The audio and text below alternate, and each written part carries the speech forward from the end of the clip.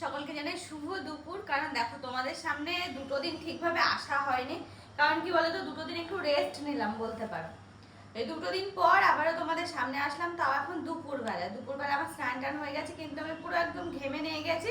কারণ আমি একবার বারান্দায় যাচ্ছি, একবার ঘরে যাচ্ছি, টুকিটাকি অনেক কাজকর্ম, সেগুলো সারতে গিয়ে পুরো ঘেমে গেছি।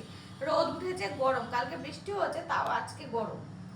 আর এই যে এখন যা বাবা এত ভেজা তুলে নিয়ে আসলাম, এই সমস্তগুলো এই সব কাজগুলো করছি কি বলতো, ওই যে সব অর্পণ সব কেচে দিয়েছিল জামা কাপড়, সেগুলো আর কি তুলে একটু ভাঁজ টাজ করে রেখে যায়।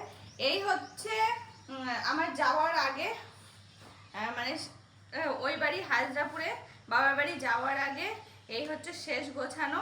এরপরে যখন আসবো তখন শুধু দেখবে ঘর ধরের অবস্থাটা কি থাকে। এখন তো গুছিয়ে রেখে যাই কোনো রকমে।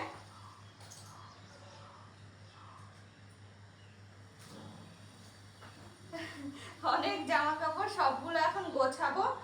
জামা কাপড়গুলো গুছিয়ে রেখে, মানে আমি যতটা পারছি সবকিছু গুছিয়ে টুছিয়ে রেখেই যাচ্ছি, যাতে ওর কোনো অসুবিধা না হয়। কিন্তু 2-2.5 মাসের জন্য প্রায় যাওয়া, তো ততদিনে কি আর এইসব কিছু ঠিক থাকবে?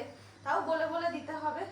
জামা কাপড় ঠিক থাকবে না সেটা আমি জানি, কারণ বাড়িতে থাকলে আমি ঠিক রাখতে পারি না, সব এলোমেলো করে ফেলে। আর আমি তো থাকবো না, তাহলে কি অবস্থা হবে ভাবো।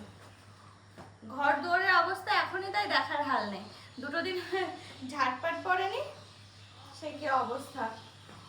আর কাজের দিদিটার শরীর খারাপ, কাজের দিদিটা এখন আসছে না, অন্য একজন মাসি আসছে, তো সেই মাসি নিচে কাজ করছে এখন, তো সেই কারণে উপরের অবস্থা খুব খারাপ হয়ে আছে।